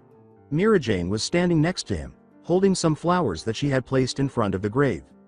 Naruto laughed as she moved to stand next to him. He remarked, "You always did seem to predict what I do." Gazing at her sister's grave, Mirajane grinned at that. Naruto turned to her as she grinned and said, "You know, Lasana loved you like an older brother, and she also looked up to you as an almost fatherly figure because you were always there for her when Elfman or I wasn't around." Naruto's expression was one of obvious surprise as he gazed at her. He whispered, more to himself than to Mirajane, "I didn't even try to take such an important place." Mirajane arched an eyebrow and laughed. She giggled as he laughed at the obvious fact that Lasana declared she would be Natsu's with when she was 10 years old. No one had a choice in telling her otherwise, so stick with it. The way Lasana thought of him made Naruto smile. In the past, he would have feared being viewed in this manner, but now it felt cozy and pleasant. He had only truly behaved in that manner toward Lasana, taking care of her, checking on her whenever he could, and even spending his leisure time with her. But he realized he had let her down even more when he saw how she thought of him. He started to say, "I'm sorry I couldn't protect her, Aishish." But Mirajane interrupted him by giving him a backhand to the head. She sighed at his self-blaming behavior and told him, "Don't start that, Naruto, we've already gone through that phase. Besides, if Lasana were here she would tell you to stop moping and keep smiling, for her at least." After a moment, Naruto nodded before turning to face Mirajane and capturing her full attention. She became confused and anxious as he began, "This may not be the best place to mention this, but we're alone, and if I don't say it now then I don't know if I will. Urza told me how you felt about me, how you love me. I wasn't sure if to believe her or not at first because, believe it or not, she likes to mess about in private." He continued to babble. Mirajane turned red, averted her gaze for a second, then turned it back, aware of his intentions. She informed him, "I was supposed to talk to Urza about that when she returned." Naruto simply grinned reassuringly and shrugged. He shrugged before meeting her gaze. "Urza was fine with it. Like I said, we spoke about it, though I'm more surprised she's fine with the fact her old rival has feelings for her current lover. I want to know if it's true. How do you truly feel?" For a brief moment, Mirajane found it difficult to speak as she negotiated the fact that Urza and, apparently, Naruto were okay with it.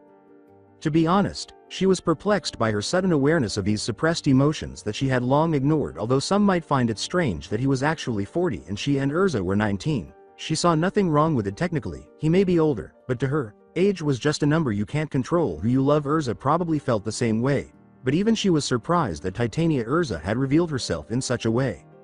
Now that she was looking at Naruto, she realized she had to take the chance because, at least, she wouldn't be wondering, what if? At the end she inhaled deeply, moved forward, put her arms around his neck, and leaned up to give him a kiss while putting all of her love and emotions into it. Mirajane blushed as Naruto started to return the kiss and even drew her closer to him because she could feel his muscle and something else rubbing against her at the moment. Mirajane gasped for air, her lips swollen, and Naruto drew back. Grinning, he raised a hand and gently cupped her cheek before they shared a final, breathless kiss. He muttered, "I am one lucky bastard." Lucis' apartment. After 3 days since Lucy joined Fairy Tail and teamed up with Natsu 3 days ago, everything has been chaotic. She initially accompanied him on a quest to locate Romeo's father, Mikao Kanbolt, in the frigid mountains of Mount Hakobe, where it always snowed. Unfortunately, she had gone there wearing her normal clothes, which were too flimsy and skimpy for such a situation, and she had been shivering non-stop until she took Natsu's blanket and called forth Horologium, a celestial spirit. A clock spirit with a compartment she could hide in to stay warm. Upon arriving at the location where Mikao had been, they discovered a Vulcan that Mikao had been controlling. They eventually defeated it after battling it, Natsu getting knocked around a little, and Lucy having to call forth another celestial spirit, Taurus, a perverted bull who enjoyed making fun of Lucis' body and enormous breasts. It was then discovered that the Vulcan had actually been Mikao and had been taken over by the creature's magic. They eventually brought Mikao and his son back to Fairy Tail. However, the following day had been even more hectic. She decided to assist them with a mission that required a blonde woman dressed as a maid after evicting Natsu from her apartment after discovering him relaxing after taking a shower. How practical the task had actually been to locate a book and then burn it, but the book's owner preferred attractive maids, so she was essential to obtaining the book. Even though she later discovered that Natsu and Happy had been kidding, it was ultimately over. But Duke Everloo, the book's owner, thought she was ugly, which kind of undermined her self-esteem until she saw what he thought was lovely grotesque. Fat women. The thought of the alternative made her feel more confident. They eventually broke in and discovered the book, but she had to battle the Duke, who was a celestial spirit mage like her, using a spirit named Virgo, one of the 12 zodiac keys, because she had discovered a secret in it. After defeating him, she obtained the zodiac key, returned the book to Kabi, who was the rightful owner, and disclosed that his father had given it to him. Ultimately, it had been intriguing. She had acquired a key, assisted someone in accepting an item from his father and finding comfort in his passing, and most importantly, she had realized that fairy tale would only continue to grow in interest. But at the moment, she was letting go of a memory that had surfaced from the recesses of her memory due to recent events. Dream or flashback? "Mommy?" asked 8-year-old Lucy Hartfilia as she glanced up at her mother, who was scowling at a dozen or so dark guild members. To avoid drawing attention to her in front of the men who were leering at them, Layla put her daughter behind her leg and shushed her, saying, "Shish." This was not supposed to occur normally. She would return to the manor by the usual route, but because of the tranquility she experienced, she felt like taking a stroll through the nearby forest. Being able to walk home more quickly was helpful. However, they were discovered by some corrupt Dark Guild members who decided they wanted her. After just one glance, she occasionally cursed her youth. The worst part was that she had left her celestial spirits at the manor because she didn't need them there. As they all laughed, one of them smiled and said, "Looky here boys, I think we found our entertainment for the night." One said rhetorically, "She's a beautiful, ain't she? Yup, we'll have fun with her." When one of them saw her daughter, Layla nearly gawked at their lustful glances directed at her, but she froze in fear as his eyes widened and then a smile appeared on his face.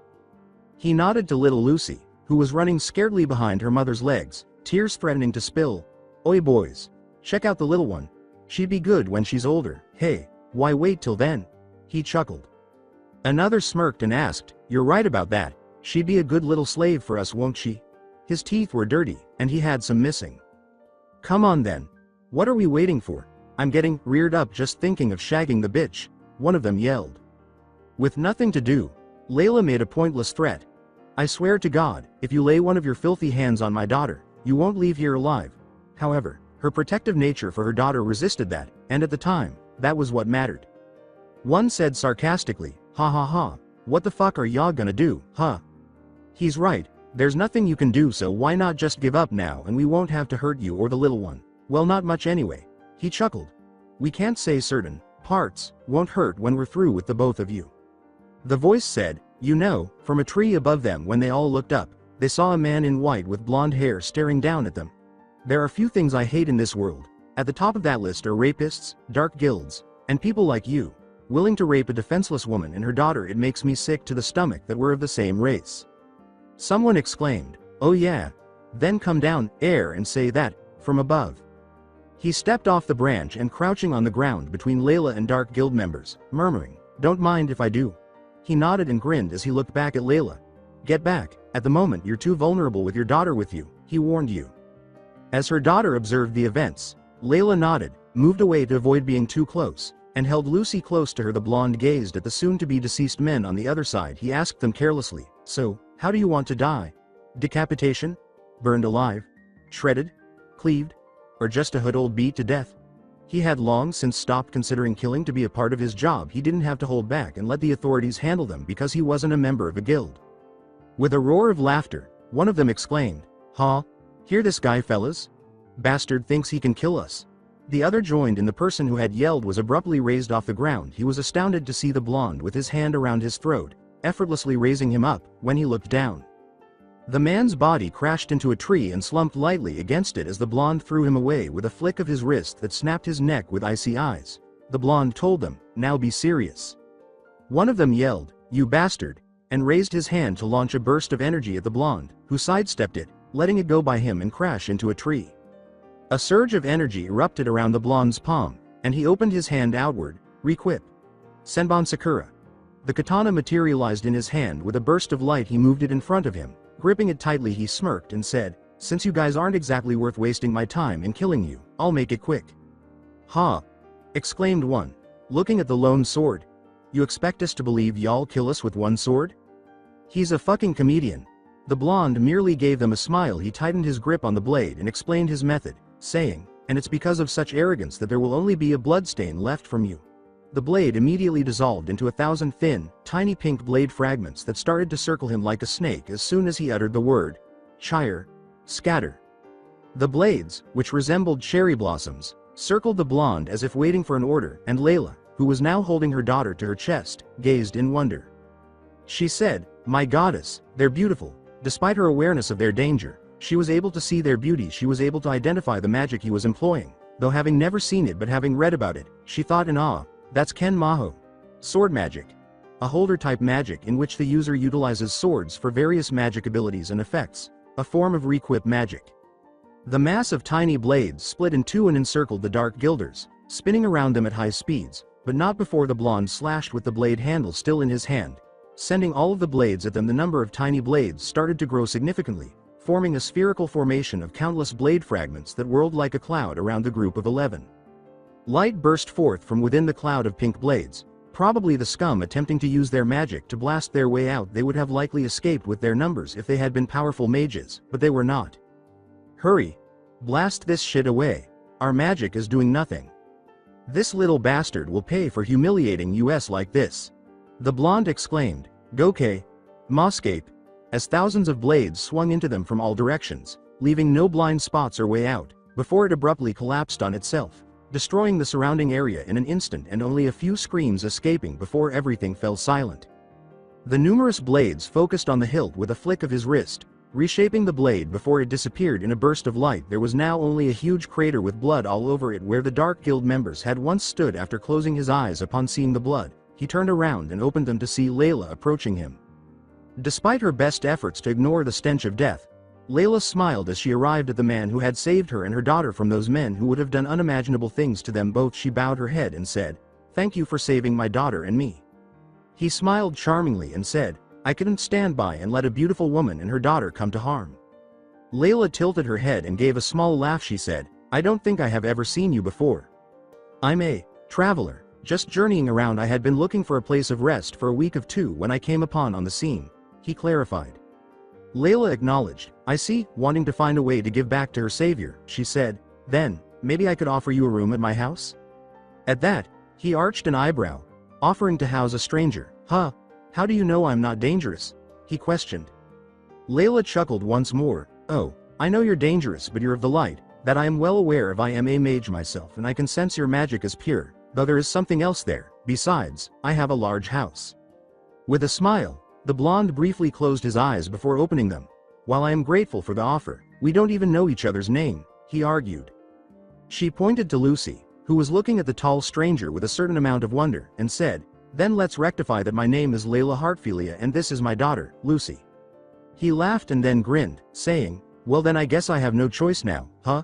He came forward and said, "My name is Naruto Uzumaki."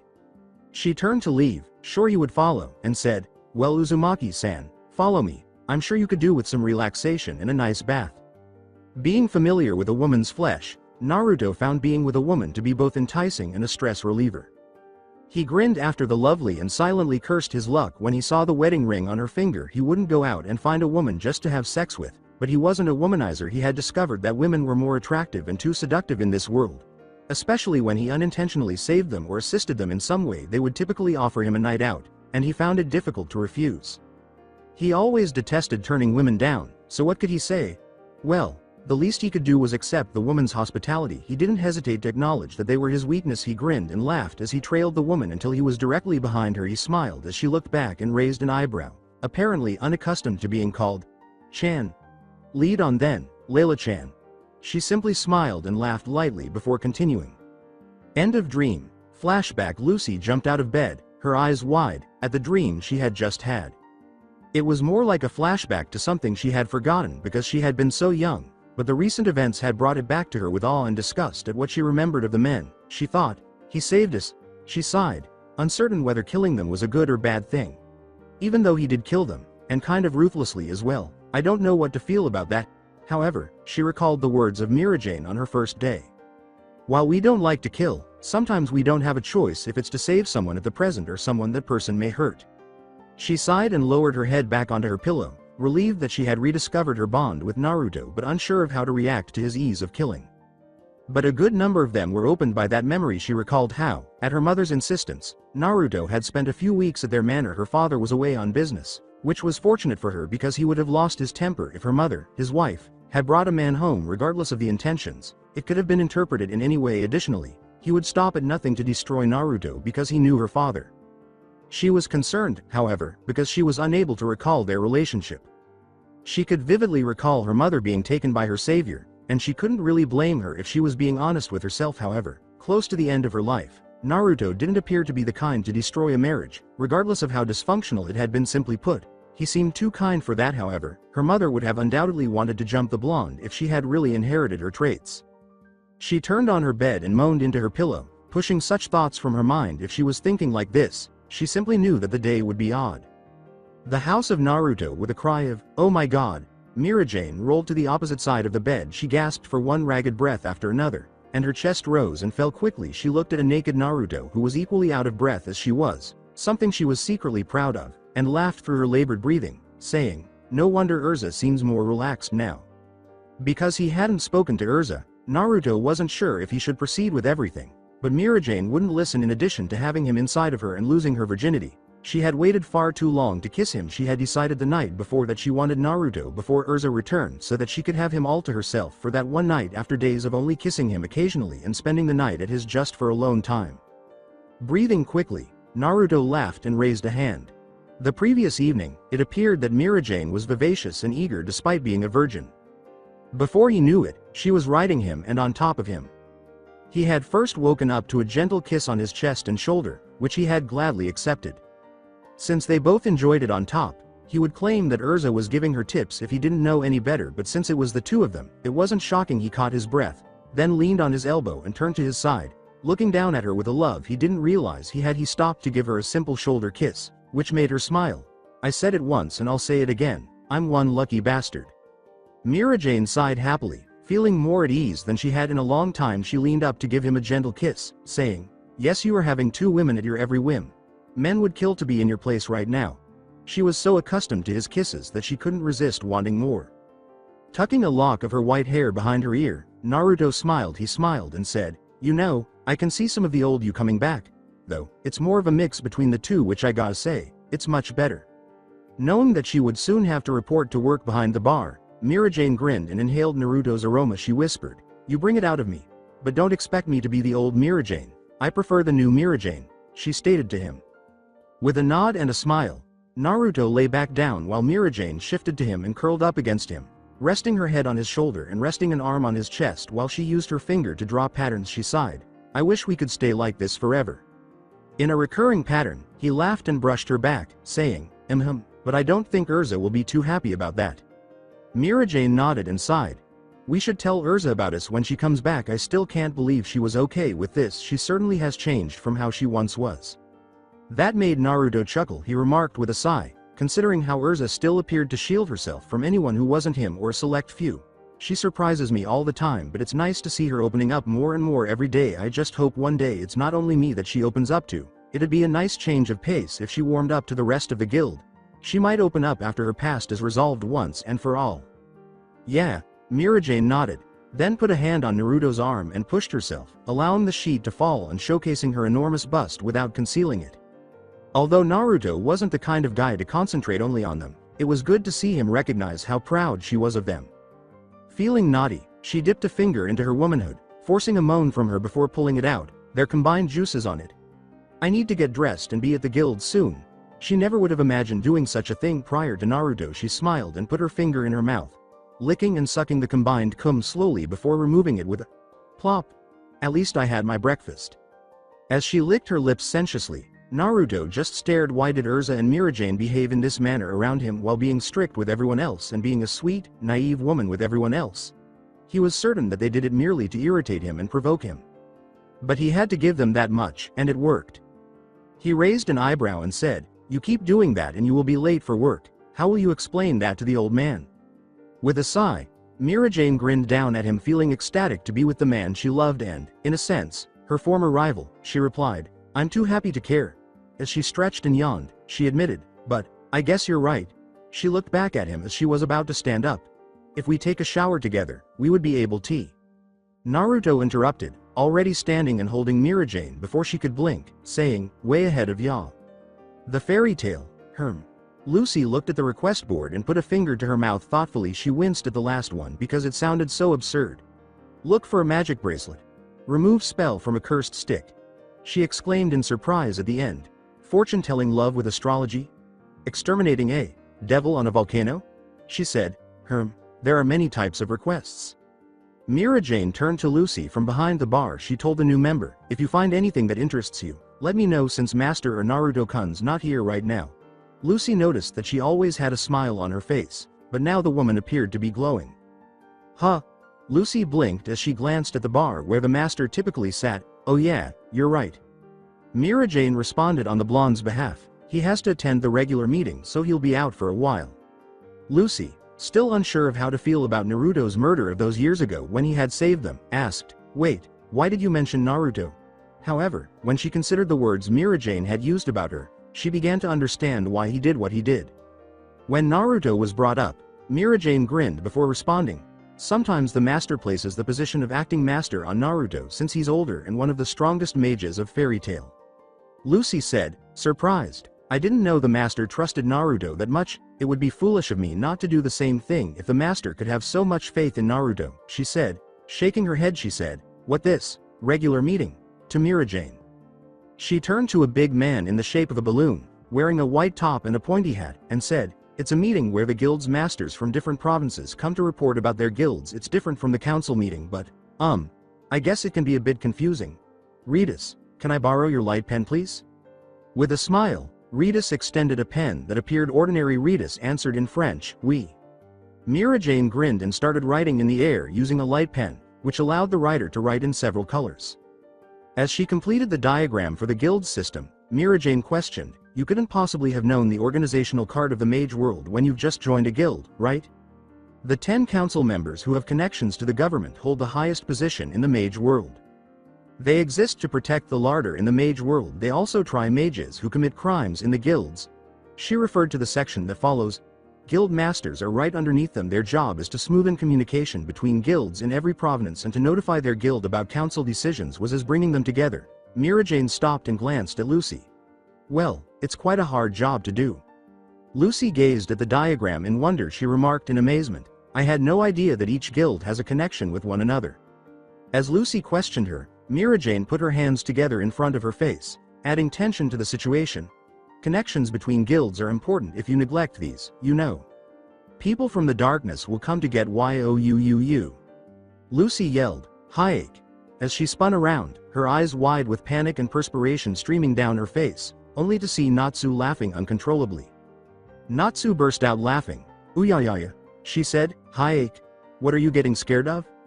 Lucy's heart pounded quickly in her chest, and she gripped it tightly. She yelled, don't scare me, at Happy and Natsu, who were still laughing.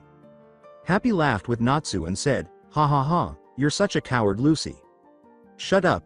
Lucy yelled at the tick-marked cat. Mira Jane cleared her throat lightly, no longer laughing at their exchange. She whispered, but people from the darkness really do exist. We call those guilds that don't belong to the League, a dark guild. Natsu nodded and quickly explained, they're scary because they don't follow the rules. Happy cheerfully nodded. Lucy simply gave Natsu a deadpan look. They'll come to recruit you one day, then. Natsu merely gave her a smile with his hands relaxed behind his head. He said, either way, why don't you choose a job already? As his wings appeared on his back and he hovered next to Natsu, Happy nodded. We chose one without consulting you last time, so it's your turn to pick, Lucy, the feline replied. Lucy turned away from them and said, don't joke around, we're splitting up. Why? Natsu gave her an owlish blink. Looking back at them, she said, you wouldn't mind taking in just any blonde girl, would you? Her eyes narrowed. Natsu questioned, what are you talking about? And then appeared to nod in agreement. You're right, though. See? Lucy yelled at him. Her eyes accusing. Natsu merely gave her a broad smile though her cheeks were pink. Lucy just stared at him as he said earnestly, though, we chose Lucy to be in the team because you're a nice person. Gray laughed close to them. He told the blonde, you don't have to force yourself to team up with anyone. I heard you did an excellent job last time. I bet you'll get plenty of recruitment offers. Loke was beside him as well. He held out his hand with a charming smile and said, Lucy, would you like to make a love team with me? Just the two of us, tonight? A droplet of perspiration trickled down Lucy's cheek, causing her eyebrow to twitch. She deadpanned, "No." "See?" asked Gray. After Loke had demonstrated his point in spite of the hidden agenda. "You defeated 2 mages from the Mercenary Guild, Southern Wolves, and a gorilla-like woman, right? You're really amazing." Lucy said, looking irritated. "That's all, Natsu." Gray's pleasant demeanor abruptly disappeared, and he and Natsu clashed heads with furious expressions, pulling on Natsu's scarf. He demanded, "It was you, bastard? Got a problem with it?"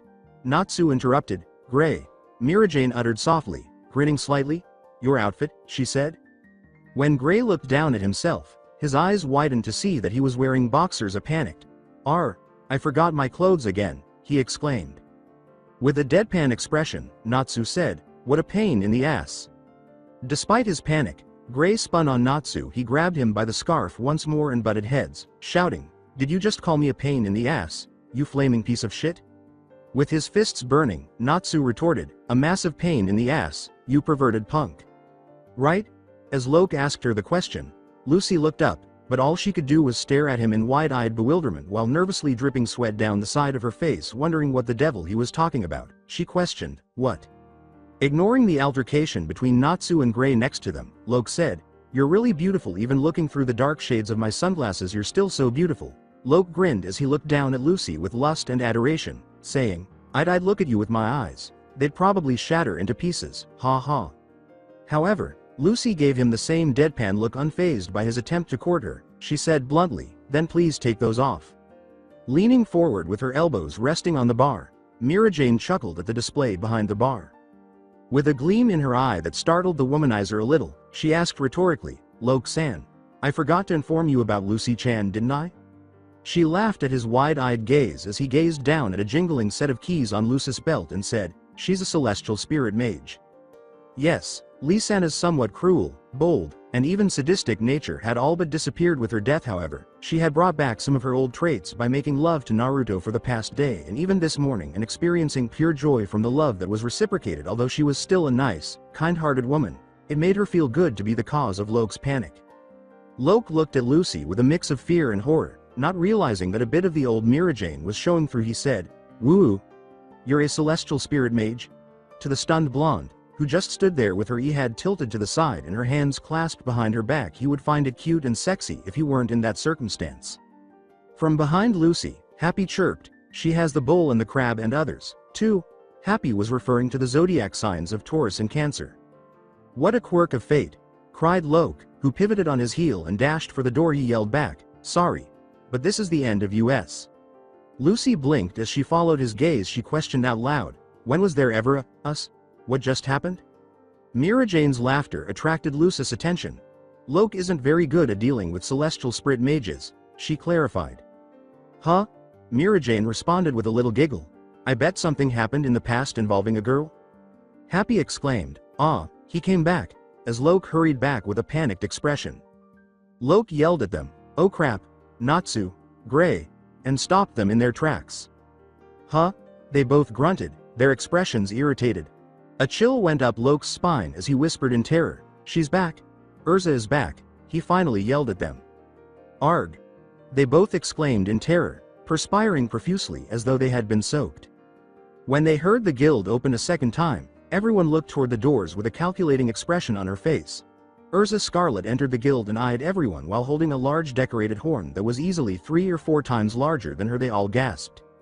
She slammed the horn down on the ground, making a louder sound than it would have, and declared, "I'm back." The guild was now quiet and motionless. As she glanced around the guild, she immediately noticed that Naruto was not there. She missed him more than she had anticipated because she had been delayed returning to the guild. She would never have imagined that someone could or would firmly establish themselves in her heart. But judging by Mirajane's smile right now, she wasn't the only one who had experienced Naruto's love. So that's it for today. I hope you guys enjoyed it. Don't forget to like, share and subscribe to the channel for more awesome stories like this. Thank you. See you all in my next video.